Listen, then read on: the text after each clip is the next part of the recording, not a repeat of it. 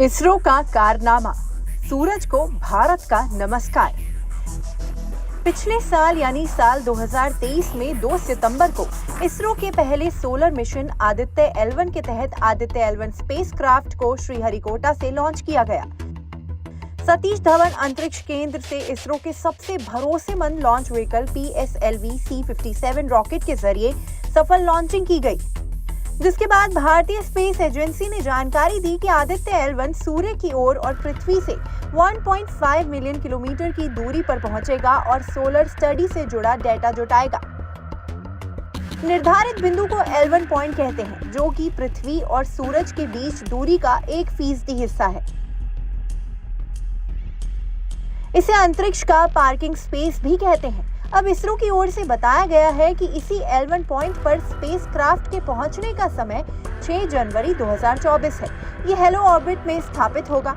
इस दिन शाम 4 बजे के करीब अंतरिक्षयान निर्धारित कक्षा में स्थापित हो जाएगा और सूर्य की ओर आगे नहीं बढ़ेगा, बल्कि यहीं से अध्ययन के लिए जरूरी डेटा अपने अलग अलग पेलोड्स के जरिए जुटाने लगेगा। कब क्या हुआ? आपको ये मालूम होगा कि हमारे सौर मंडल में मौजूद सूर्य गैस का एक विशालकाय गोला है। आदित्य L1 सूरज के आसपास मौजूद वातावरण की स्टडी बेशक करेगा, लेकिन ना तो सूरज पर लैंडिंग कर पाएगा और ना ही उसके बहुत करीब जाएगा। आदित्य L1 ने लॉन्चिंग के बाद पावर जनरेशन का काम शुरू कर दिया था। सोलर पैनल्स को भी डिप्लॉय कर दिया गया था, जिसके बाद ऑर्बिट रेस करने की कवायद शुरू की गई थी। पहली अर्थबाउंड फायरिंग 3 सितंबर 2023 के लिए निर्धारित की गई थी। फिर 5 सितंबर 2023 को EBN #2 की प्रक्रिया शुरू हुई। 7 सितंबर को आदित्य L1 ने सेल्फी ली, जिसके जरिए पृथ्वी और चांद की तस्वीर भी लोगों ने देखी। मिशन में इसरो ने एक के बाद एक पड़ाव पूरे किए। बेंगलुरु के ISTRC से तीसरी अर्थबाउंड मैन्यूवर की प्रक्रिया भी पूरी हुई।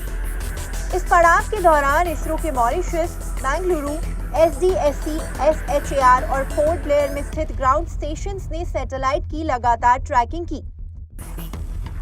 अगली प्रक्रिया 15 सितंबर 2023 को हुई। इसके बाद 6 दिसंबर को आदित्य L1 ने लाइट साइंस इमेज जारी की थी, जिसके बाद दिसंबर में ही आदित्य L1 स्पेसक्राफ्ट के SUIT पेलोड ने सूर्य की फुल डिस्क तस्वीरों को कैप्चर किया था। पेलोड ने सूर्य के फोटोस्फेयर यानी उसकी सतह और क्रोमोस्फेयर यानी सूर्य की सतह और उसके बाहरी वायुमंडल के बीच की लेयर वहां की तस्वीरें ली थी। बता दें कि आदित्य L1 में solar ultraviolet imaging telescope, solar low energy x-ray spectrometer, high energy L1 orbiting x-ray spectrometer, Aditya solar wind particle experiment, plasma analyser package for Aditya, advance triaxial high resolution digital magnetometers और visible line emission coronagraph समेत कुल 7 payloads लगे हैं।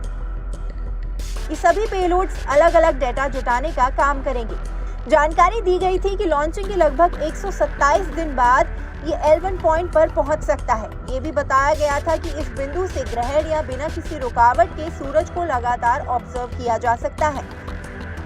जानकारी के लिए बता दें कि आदित्य L1 मिशन की परियोजना निदेशक इसरो की महिला वैज्ञानिक निगार शाजी हैं। निगार शाजी से मिली जानकारी के अनुसार आदित्य L1 स्पेसक्राफ्ट अपनी निर्धारित बिंदु यानी L1 पॉइंट पर पहुंचकर सोलर स्टडी से जुड़ा डेटा जुटाना शुरू कर देगा।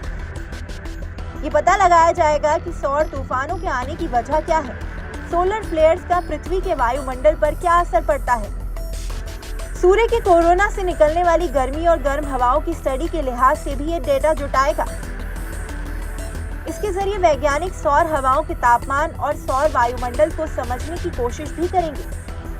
इसकी प्रोजेक्ट कॉस्ट करीब 400 करोड़ रुपए बताई जा रही है। जाहिर सी बात है कि इससे करोड़ों की सैटेलाइट्स को भी सुरक्षा मिलेगी, क्योंकि इस मिशन के तहत सौर तूफानों का पता लगाया जा सकेगा। इस टॉपिक पर आपका क्या कहना है, हमें कमेंट सेक्शन में बताएं।